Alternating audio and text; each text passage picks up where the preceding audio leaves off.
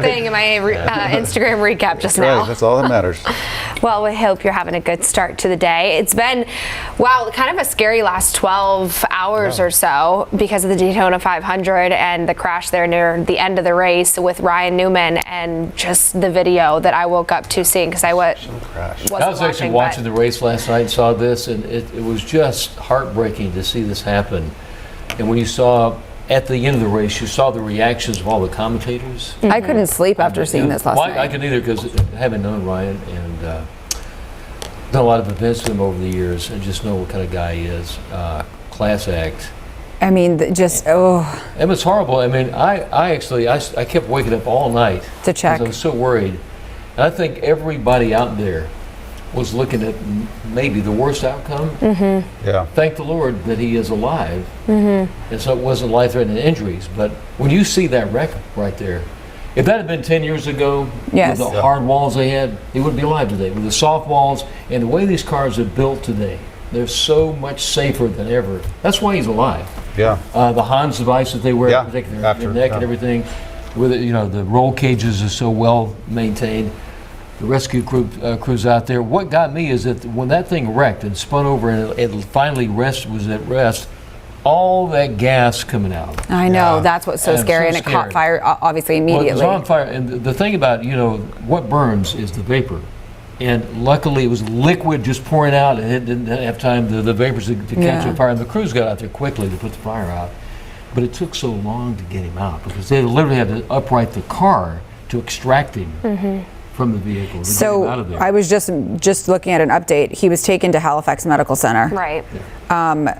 We know he's in serious condition, and thankfully that his injuries are not life-threatening. Now, that's not to say how life-changing they could be. Right. We just don't know yet. But he's alive, and that's the most important. And the first thing that I thought about anytime, and I think this is for anyone who's ever watched a race, anytime I see any sort of accident, I instantly think of Dale Earnhardt. Yeah. 19 years ago. Yeah. And the fact that it was 19 years ago, almost to the day. If you think how Dale Earnhardt hit that wall, very goodness. Similar fashion. Yeah. It was just the walls were solid back then. So you're saying the big difference now is that they look the same, but they just they're soft walls. The way the cars are constructed, the Hans device they wear to protect their head and their neck. But I mean, he got hit. He got a direct impact, a driver's side crash. As well, so my question about this, like double trouble for him, and he came out alive because he was hit, I think, twice, right? Yeah. So once when he was hit the wall, and then he was hit again because you can't at that point you can't stop. LaJoie hit him in the side. Take all those guys out there. Hamlin didn't know the extent of the injuries at the end of the race, and then he realized how bad it was. I think everybody did. And, you think of all of the drivers out there and the thoughts, it could have been any one of them. And you know what I keep thinking about too is that when you see all the cars, they're going fast, but because they're all kind of going the same pace, you don't realize just how fast. 190 miles an hour. I mean, which is why when you see the impact, if we show it again, you can see that the car literally looks like it's crumpled. Yeah. Because it's just going so fast. And they're made to actually crumple like that to give way, and then the roll cage protects them. But when that was the driver's side that he was skidding. It just keeps on going. I mean, going and going and going, and I did see a lot of comments about how his life, the fact that he is alive, is a testament to the engineering these days. And you think of his family watching this, like that's the first thing I thought about. He has 2 little girls. Oh gosh. His whole family, every member, his dad, they're so close. Just everybody, all of his friends, the other drivers. Sunday, I saw he was doing interviews with his 2 daughters, and he had his arms around them. And I mean, they're waist high. And I know that people who get into this sport know the dangers. They know the risks. They prepare for it in many ways because they know that something like this could happen. I just think it's a little solace. Let me tell you the ironic thing when that does happen. This particular incident. He's been involved in 2 others, both at Daytona and Talladega, and has had comments about these super speedways and how fast they go in the past. Someone's very vocal. Did he have an opinion about it? Yeah, I mean, some of the safety issues, the speed they're going, things like that. I mean, a lot of the drivers go. This is called restrictor plate racing. They can only go so fast. But you're going at 200 miles an hour. The impact was at 109 miles an hour. So just it's called bump drafting when one is right behind the other. All it takes is, and what happened was just a little bump from Blaney, and that's all it took. And it was totally right spin. Yeah.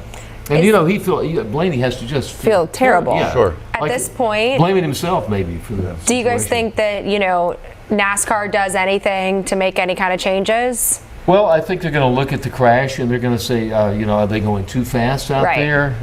The walls are safe, the cars are safe. I mean, he's alive because of the safety that they have today. They may take a look at the other thing is the tank itself is, it is like double insulated. They may look at that. Maybe that would be an issue that they needed more safety issues with the gas tank itself because it actually came apart and that's why all the fuel was flowing out. I mean, I'm not sure how much more they can do except take the speed down even more. But that's super speedway. That's not going to be a popular thing. No. I mean, the business model of NASCAR is built on the idea of going fast and danger, risk taking. That's sort of like going to hockey and expecting fights. Every time at Talladega and Daytona, they already had about 4 big incidents already at that one race yesterday. Mm-hmm. I mean, there were only 19 cars on the lead lap at the end of that race. Yeah. After 40 cars. Oh, you're right. Yeah. So many cars were taken out or were in accidents. So I think they're going to have to re-examine it. But I think this is also, comes into play the fact that NASCAR, it's been very, very publicized that NASCAR has a viewership problem and has a popularity issue. It's not as popular as it once was. They're trying to gain some fans back and get audience share back. You can't took away one of the biggest draws. Right, you can't make it. As far as the safety of it, of course, it would be so much better for all of these drivers if the speeds were slower. But as far as for fans, I think the big draw is that what you said, Ben, is it's dangerous, it's exciting, it's fast. That's the business model. Yeah, so it always has been. What they're going to try to do is keep it exactly the way it is, but make it safer, and that's what they've done over 20, 30 years. However, you can only be so safe going 190 miles an hour. Just the gas tank, maybe itself, other than that, but that could happen to any of those guys out there. And there have been some incredible crashes. I mean, Richard Petty was involved end over end. I mean, Bobby Allison and some incredible crashes out there. And in most cases, 90%, 99%, they're alive. And they drive again. And they drive, unfortunately, Dale Earnhardt. It was 19 years ago. We're here. So a few people have commented. Courtney is like, she's saying that she wants the truth about his condition. Brenda thinks maybe he was burned pretty bad because of the fire. That's and then people are just wanting update on the status. That's not fact. That's not fact.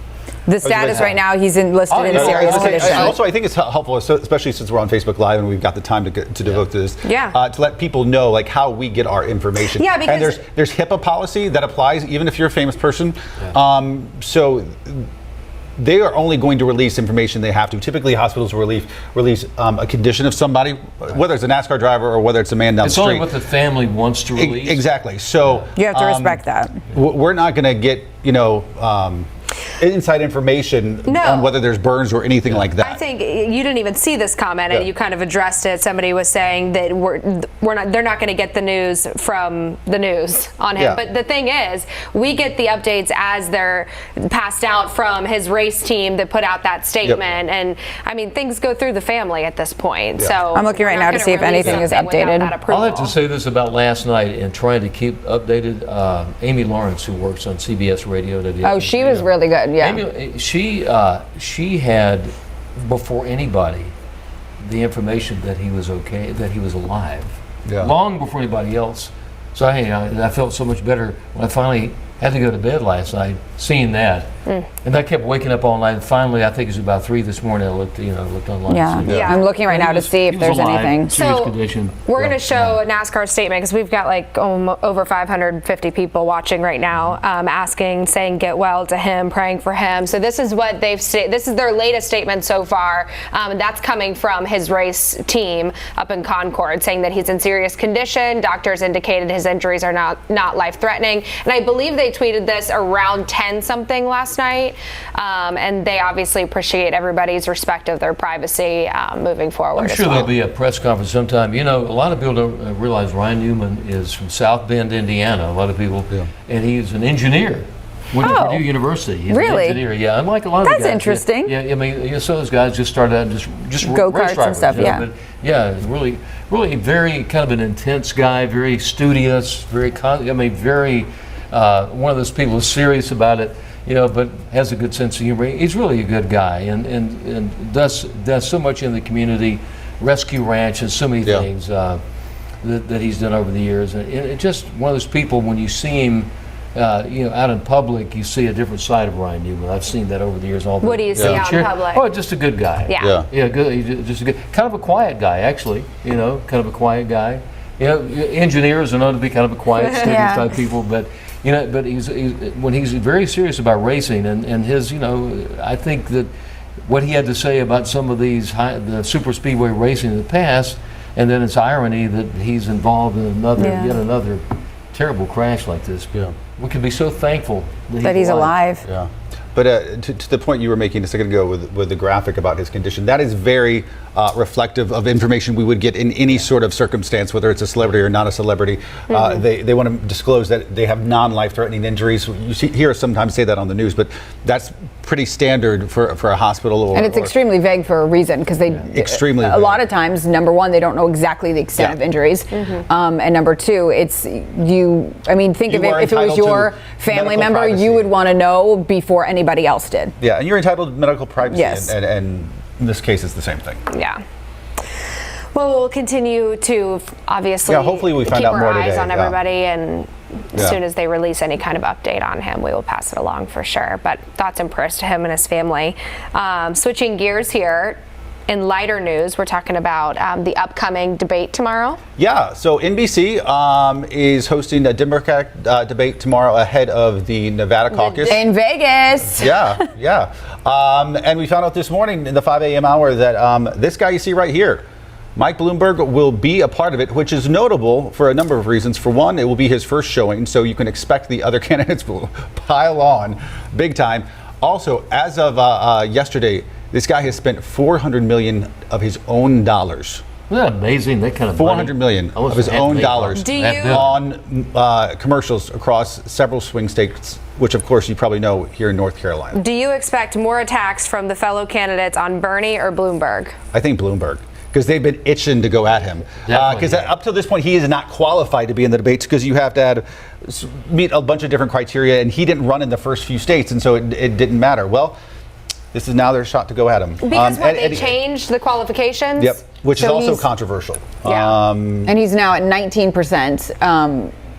And Bernie Sanders and as of this morning, another swing state, Virginia, they released a poll this morning, and he is tied with Bernie Sanders. So he is now actually, you could say, at the top of what's very interesting, and it just happened last week, the support he's getting by Lyles, our mayor, supporting him. Well, came out vocally and made the statement that she's supporting him. Really interesting, because I actually interviewed Bloomberg last year at some point, because the company awarded Charlotte funds for environmental stuff. Yes, and I saw the mayor and him chatting it up, seemed very friendly. So I think their relationship started, Well, you're both mayors. It's a very unpopular decision, evidently, in her family. Her daughter, who's very prevalent on social media, is an activist, tweeted that she is not pleased about her mother's choice. Seriously? Her daughter's a big Elizabeth Warren fan. Yeah, she did not make any... I think they have a great relationship. Charlotte Agenda did an article on the two of them a while ago. We recently just interviewed her. She was here in the studio. But yeah, they are evidently, like a lot of families, don't necessarily agree. So the interesting thing I think about Bloomberg as well is that to see people like Joe Biden, who, let's be honest and clear, none of these candidates are hurting for money. No, oh my gosh, they're millionaires and billionaires. Right? They might not be as wealthy as Michael Bloomberg. There is one mayor of South Bend, Indiana. If you look at Pete Buttigieg, he's maybe the outlier in all this. What I'm saying is, for Joe Biden to be attacking Mike Bloomberg, saying we don't need more billionaires in this, Joe Biden's a millionaire many times over. But the thing is, none of them could afford the kind of money he spent on his own campaign. Sure, but if you also look back to where Mike Bloomberg came from, he created this huge company and this empire by himself. It's something that's very... In comparison to the other people in the race, they are probably closer to our economic situation than they are Mike Bloomberg's. He really is a level of wealth that is you can't even wrap your head around. But there's nothing wrong. I feel like so much now the Democrats try to attach something wrong with being wealthy. And I think in Michael Bloomberg's case, it's not like he inherited all this money. He created this wealth for himself. He's created so many amazing things. But it is a first because even Trump didn't. He spent money, but nothing like this. Yeah. It's the first time in the history. But Donald Trump doesn't have as much money as Michael Bloomberg. It's the first time in history that a candidate has spent that his much own money yeah. on the campaign to try. He was catching up, playing catch up. You hate to say buy his way into the office, but I'm telling you though, I mean, more and more, I'm thinking Bloomberg might have a real shot because he's showing he's willing to spend the money. Well, it'd be one billionaire against another billionaire. And now when he's getting support like people like strong business Vi Lyles and other moderates out there. So, as of February 2020, he's the 9th richest person in the United States. Yep. He's the 12th richest person in the world. His net worth is estimated at $61.8 billion. Yeah. It's crazy. So it should be interesting. The debate tomorrow should be really good. We carry it on NBC. And by the way, he's given away $8.2 billion given away to charities. Which is still that's huge. A fraction, but yes, that's incredible. That's huge. It's a huge thing. It is. Well, we'll see. I thought it was really interesting. I think weeks ago I put the poll up of who do you think will end up being the candidate, and I will say a lot of people responded saying Bloomberg, and now he's in on this first debate. So we'll see. I think it'll be very easy to forget about Iowa and New Hampshire a few weeks from now. I actually just forgot about Iowa until you mentioned it. Well, and also a lot of folks within the Democratic Party who are nervous about Bernie Sanders' surge. Come Super Tuesday, when you have 14 states voting, things can start being decided very quickly and cemented really, really, really quickly. Very true. In the next couple of weeks. And so if the Democratic Party does not want Bernie Sanders as their guy, they're going to have to coalesce around somebody else because right now it's so splintered and so fractured, and Bloomberg has billions to spend. Bernie doesn't. There's a guy. There's a guy from humble. Yeah, he doesn't. And still someone who's very humble. Well, should we leave these people with some gross facts about airplanes? Of course, we love gross. Let's go flying. So we do the weekly restaurant report cards. Well, this morning we did. This is nothing in comparison on the airplane, and I mean, we kind of knew everywhere was going to have germs, right? Yeah. Because how clean. Well, yeah, but the amount of germs and the types of things that were found were disgusting. So here's the background of the story. Yeah. This really is just done by WCNC Charlotte reporter and investigative reporter Savannah Levins. She was on a flight, so she took with her some a little science kit basically to swab certain areas on her flight, and then brought them back and had them tested. And what you're looking at on your screen right now is what was found. Yeah. Did she have gloves on when she did this? I'm hoping, but I think she did. But I mean, people are putting their arms on those armrests that have MRSA. Okay, here's the deal though. I sort of expect that out of tray tables or the armrests. Gross. But in the bathroom, what are you're going to wash your hands and then you turn off the sink and it's covered in all this bacteria and MRSA. But you have to turn the handles before you wash your hands. So I know, but then you turn them off. Yeah, you got to turn them off. So that's what I'm saying. And open up the door. And open up the door. That's why I say you have to do like a juggling act between kicking the door open with your foot, wrapping the sink around with a paper towel or something. But then it has that flap for the bathroom. So then you touch the flap. And then what do you do then? You need to just bring Windex and jump into it. Right, I know. So the good news in all this is that doctors did say that someone with a normal functioning immune system typically would be able to fight off any of these things. And they say using good hygiene. I don't. And that's why I'm the freak that is using Clorox wipes and literally wiping down. Because, I mean, you see people get off of your plane and within 5 minutes you're boarding. Yeah, so it's not like they're cleaning things. No. This is an issue we can continue to discuss, people. That's right. But you go have a good day and stay clean. And use that hand sanitizer.